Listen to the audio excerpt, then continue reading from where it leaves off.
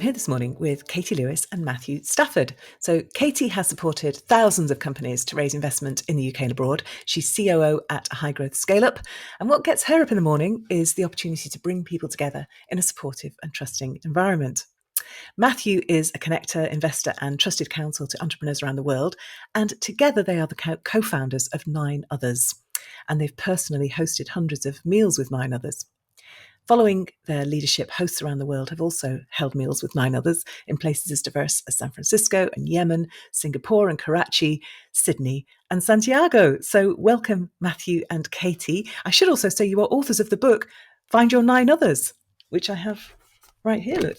Hey. Fantastic. Morning, Alison. Yeah, good to see you. Good to see you both as well. And let's just, obviously, welcome. Congratulations on the publication of the book. Tell us a little bit about 9others. What's it all about? Yeah, I'd love to. So 9others, it's really, really simple. And Katie and I started this back in 2011. And we'd been working with a lot of entrepreneurs. We were working for investment companies. And 9others is simply a dinner for 10 people. So it's yourself and 9 others. And we come together each month, and Katie and I host it in London. And the format of 9others really is to try and help solve some business problems. So each person shares what's keeping them up at night, what their biggest challenge is. So that's the question we ask: what's keeping you up at night? And then we spend some time trying to help that person take a step forward. And I know that this started slightly accidentally. I love the story. Just tell us where it came from, because it wasn't your original plan, was it?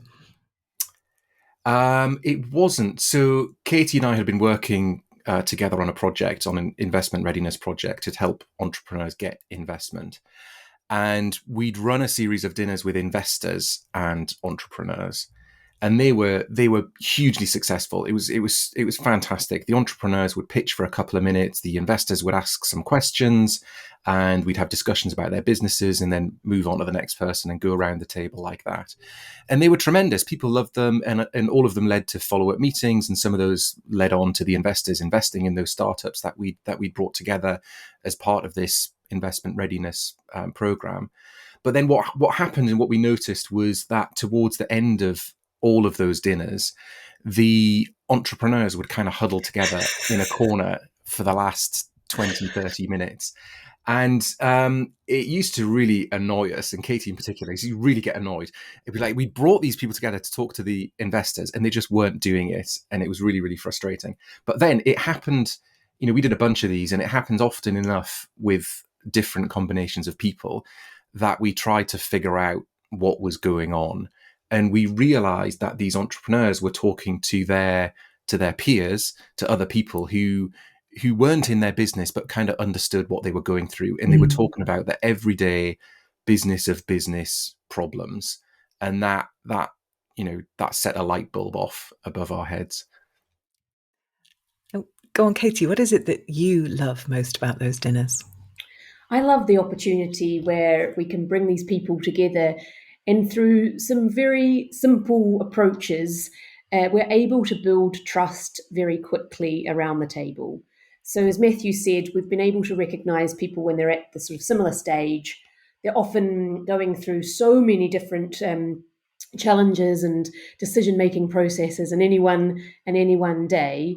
To have the opportunity to come together and share those with other people who've perhaps been through it before them, or can provide that outside in perspective to the challenges that they're facing, is just so incredibly valuable. I think it can be an incredibly lonely place to be a founder of a business. You've got a co-founder that you can confide in, but sometimes your challenges might be because of your co-founder. So 9others sort of provides that space where people can come together, learn from each other, and be vulnerable and be open. And I think there are a few things that we've set out in terms of our kind of what we call the golden rules of how we run a 9others meal that enable this kind of trusted environment to really kind of flourish. And now we're at the situation where we've been running 9others meals for over 11 and a half years and around the world, as you mentioned in the introduction. And now people recommend other good people to come along to the meals.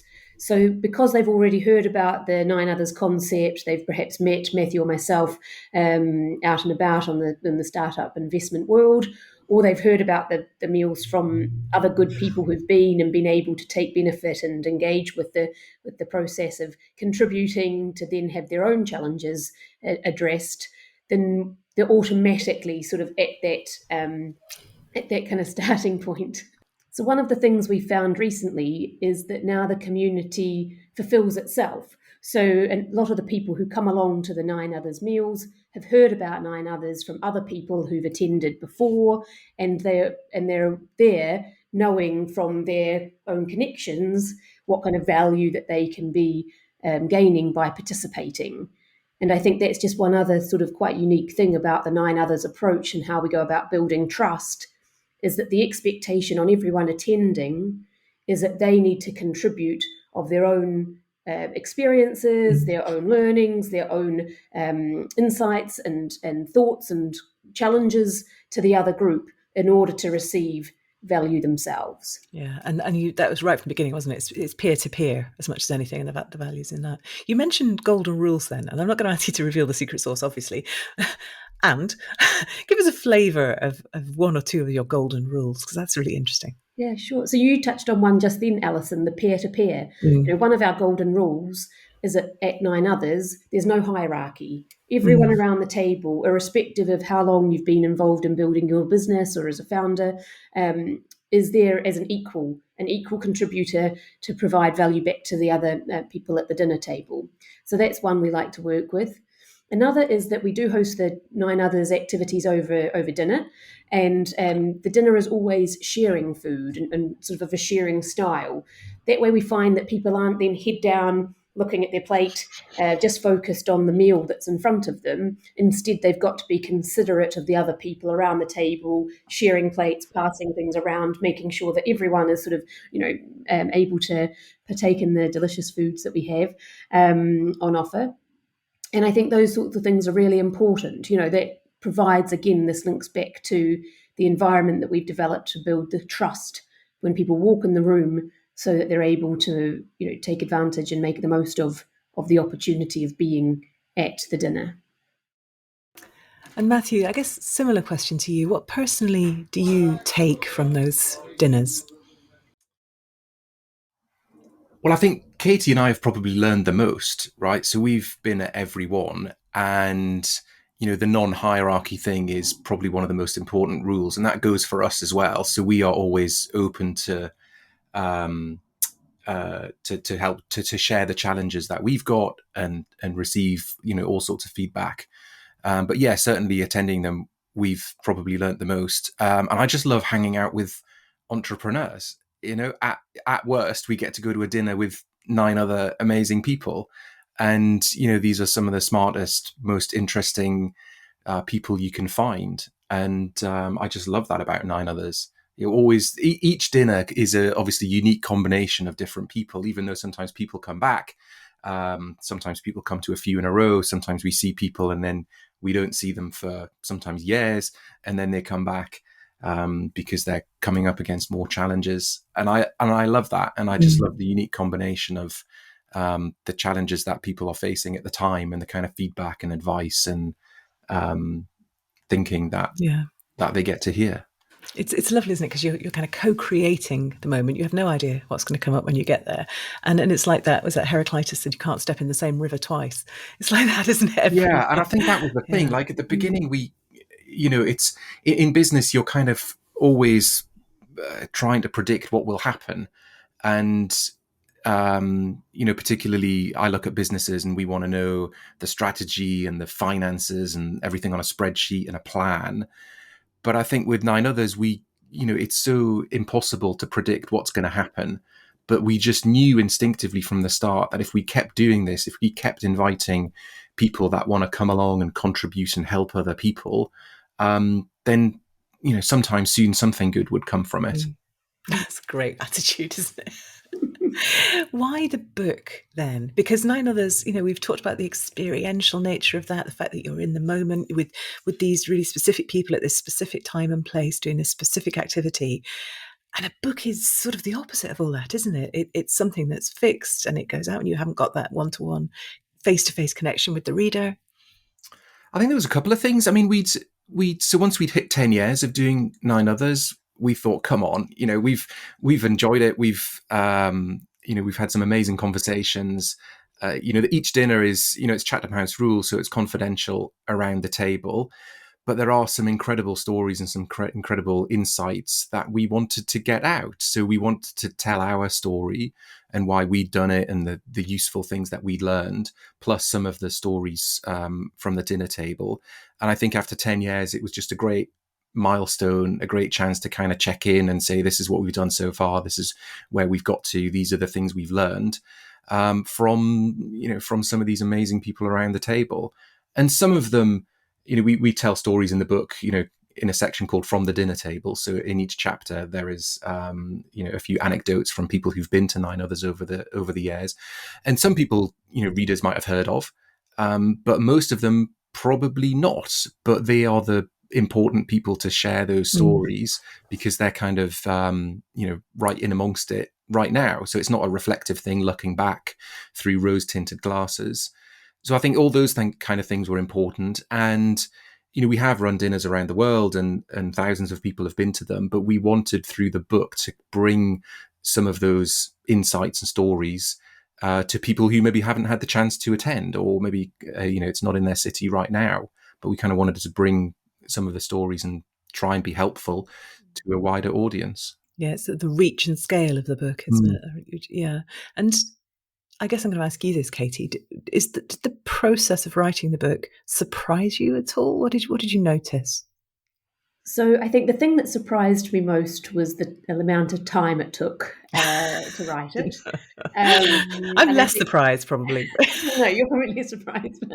I think Matthew and I sat down in January last year, so January 22, and we were like, right, okay, let's spend the next 6 months, working our way through this, brainstorming and that together on what we were wanting to share, and then we can have something for self-publish. And I think it was perhaps a real compliment that when we first started then sharing our thoughts and the sort of draft with good people from the 9others network, that we were then encouraged to actually take it a step further and reach out to yourself, Alison, and the team to see about how we could actually move that from sort of a self-published concept where Matthew and I would have been happy enough with it to actually something that is, as you see, the finished product today, a lot more polished, with a very structured sort of review process having taken place. And I think actually I'm so incredibly pleased that we did take that step forward, because perhaps we might have been a wee bit disappointed or wanting to revisit, and it might have even taken longer had we gone through the first stage and then taken a bit of a break. So that was the thing that surprised me. Most was the amount of time it took. Yeah, it's really interesting. And of course, with the self-publishing thing, you wouldn't have that joy. I was just looking at the video that you'd posted on, was it LinkedIn the other day, Matthew, of just trotting up the stairs at Foyles, and there's your book on the bookshelf. And that's something nice, isn't it?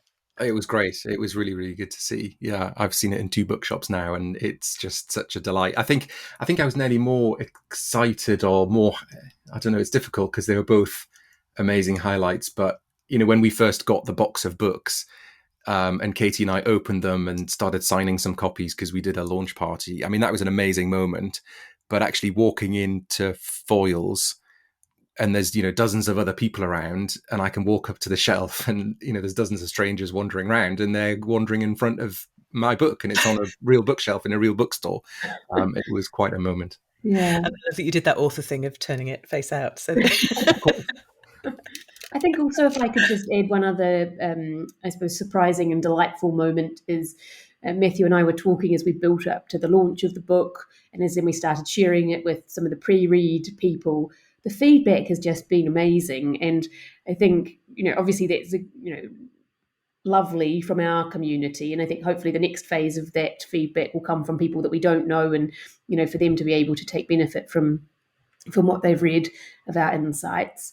But I think that feeling of like having spent the time producing something and then seeing other people take their own insights and knowledge from that is just quite incredible. And the messages that of support that we've received have just been so heartwarming. I said to Matthew, I was like, "Oh, this is why people write books. This is why this is kind of quite addictive. This feeling of the fact that you've produced something and it is having an impact, and people are, reading and reviewing and taking something positive away and actionable. I think it was really important to us as well. Yes, it is super practical, isn't it?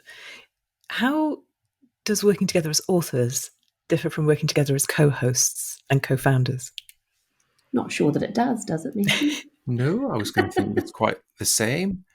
I mean, I've been so delighted. Obviously, it's great to have a co-founder doing the business, doing 9others. I couldn't have done it alone. Yeah. And similarly with the book, I think you were saying about one of the most surprising things about writing it. I don't know if it's a surprising thing, but it was just so great to write it with Katie, because we did sit on calls for most weekends, most of last year. And I think if I'd, been left to do that on my own, it would have taken a lot longer and it wouldn't have been as good. But when you've got a call scheduled for, 8:00 on a Saturday morning for a couple of hours to talk about the book and to get some sentences and paragraphs out there and get some stories out your head and on the page, I knew that Katie would be there at 5 to 8, so I better be there as well.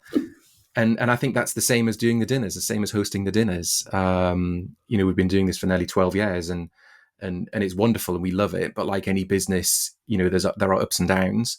But it always makes me want to show up because I've got a co-founder to show up for. And it's the same with writing.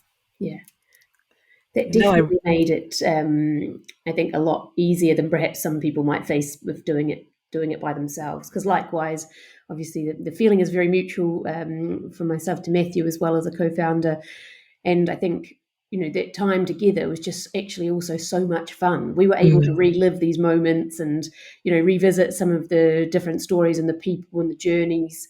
There was a lot of moments where we're like, oh wow, yeah, that's right, that's awesome. That came from that dinner, and this happened as a result of this introduction. And it was fantastic use of time. Every time I talk to co-authors who've had a really great time together, and most of the ones I talk to have, or at least they say they have, I always get envious. And one day I will find someone to write a book with, but I haven't done it yet. I'm too much of a control freak. I would always ask my guests for their best tip. So maybe your best tip is find your Katie, find your Matthew. But I'm going to ask you both in turn. Matthew, I'll start with you. If somebody's just about to start on this journey, what one tip would you give them?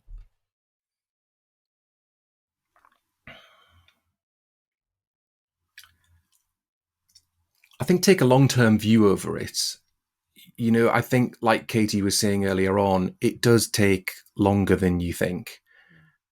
But I think at the beginning, if you do extend that timeline to say, okay, I'm not going to knock this out in 2 months, actually, it might take all of a year, then you can achieve a heck of a lot. And just keep chipping away.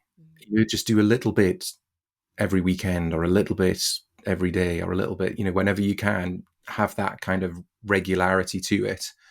And I think that's what served us really well, was we had these calls at the weekend, and it was a couple of hours on a Saturday morning typically, or Sunday morning. And it was good because I didn't have to stress out or feel guilty that I wasn't doing things on the book during the week, because I knew, okay, this call is coming on a Saturday and I'll be up and we'll spend a couple of hours and we'll get it out of our heads and onto the paper. So yeah, take a longer term view. It is going to take a while, but if you have that regularity to it, you can achieve such an awful lot. It reminds me of that phrase about how we always overestimate what we can do in a day and underestimate what we can do in a year. 100%. Yeah. Katie, what about you? Yeah, no, I think I would echo what Matthew's mentioned about setting blocks of time and then really holding yourself accountable to turning up, whether that's because you've got a co-founder turning up with you, or maybe you can work with your friends and family to log on and make sure you're there and then leave you to it at your desk. But I think that works really well for us, having that kind of committed block of time to just think about the book, not trying to do it amongst other activities, but really be focused and in the mindset. And then it's amazing how once you've spent those couple of hours of doing that sort of deep work and thinking, that then throughout the day or throughout the weekend, other things sort of sparked for us, and then we'd be constantly pinging each other saying, actually what we could include is this person, we could include that person. But the sort of the work of getting sort of through the different concepts that we wanted to cover was done really in those blocks of time. Yeah, it's like having a constantly open tab in your browser in your mind, isn't it? It is, and I think the other thing is, with business as well, you can't wait until you really feel like it, right? You can't wait until you are, struck by inspiration or you're in a wonderful mood, right? You've got to get up and you've got to do it. So it's got to be important enough to kind of push through that, and having that regularity to it was great. But also, we maybe didn't always feel like we were in the right frame of mind or really wanted to do it or whatever. And I think writing it alone, I might have skipped over that and said, oh, well, I'll just leave it for this weekend. But I think having that discipline is important too. Yeah, and accountability. Yeah, great tips. Thank you. And as you know, I also always ask guests to recommend a book. You're not allowed to recommend Find Your 9 Others, sorry. But what book, I know, I'm so mean. What book would you recommend that listeners should have a look at if they haven't read it already? I have one. Go. It's a nice short book, but very impactful and has stayed with me. It is called The Richer Way by Julian Richer, the founder of Richer Sounds. Richer Sounds, of course, yeah. And it was the very first book I read that demonstrated a very strong customer-centric approach to running a business. And I just think there are so many, practical tips and stories as to how he set that business up to be very engaging. I think, as an example, you're not allowed to, as a customer representative within the stores, you're not allowed to ask anyone sort of closed questions like, can I help you? Yes or no. You've got to be able to ask, a more open question to help engage the customer and really understand what it is they're looking for in the store. It's just a book that's always kind of stayed with me because I think it was the first time I've really kind of done that deep dive into seeing business and the success of business by putting the customer first. And it's very fitting, of course, that it's an entrepreneur's story as well. I love that. Yes. What about you, Matthew? Okay, so I'll recommend a longer one that I'm currently reading. So I'm about 2/3 of the way through it. It's called The Laws of Human Nature by Robert Greene. And I'm just fascinated by just observing people. And it's one of the things I love at 9others. You get to see people. You get to observe how people conduct themselves, what they do first, what they do last, what they do in the middle, and I'm fascinated by that. And this book, The Laws of Human Nature, kind of goes into the study of humans and why they do what they do, and why some things are irrational but people do them, and to kind of understand the real kind of depth behind why humans do what they do, and the motivations and incentives. I love it. It's fascinating. I know the book. It is really, really interesting, and you find yourself people watching when you're reading it, don't you? Yeah, definitely. And some of the things that people do just come from such simple, simple motivations that have been around, since the dawn of time. It's great. Yeah. Our brains aren't quite keeping up with our technology. Yeah, there is that too. Yeah. Brilliant. Thank you both so much. Now, if people want to find out more about 9others and more about the book, where should they go? They can go to 9others.com, the number 9, digit 9, and then others.com. You can find me on Twitter at mstafford. Katie? And I'm Katie Lewis 66 on Twitter. Amazing. I will put those links up on the show notes at extraordinarybusinessbooks.com, along with the transcript of the conversation. So thank you both so much for your time. And I'm reading this book. I loved it as an entrepreneur myself. And it really, your kind of challenge about finding my own 9others has really stayed with me. So thank you for a personal note for that as well. Brilliant. Thank you. Thank you, Alison.